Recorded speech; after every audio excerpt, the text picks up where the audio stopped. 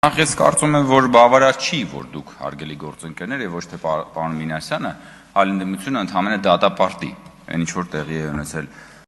Գյումրիում, որովհետեւ դուք ոչ թե ուղղակի կողմնակի դիտորդ եք, հանդիսատես կողքից, որ պիտի դատապարտեք, դուք բանն եք, դուք Վարդանիկի բան եք, զուգընկերն եք։ Դուք այդ տանգոյի մեջ Վարդանիկի զուգընկերն եք եղել։ Չէ, զուգընկերն էլ չէ, որովհետեւ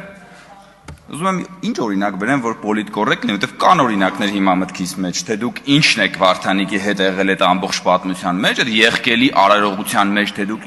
ոնց եք մասնակցել Վարդանիկի հետ այդ ողջ process-ին, բայց դուք ամենևին բան չեք, կողքից դիտորդ չեք, որ դուք ասեք մենք դատապարտում ենք, դուք ուղիղ քաղաքական պատասխանատվություն եք կրում Վարդանիկի գործողությունների համար,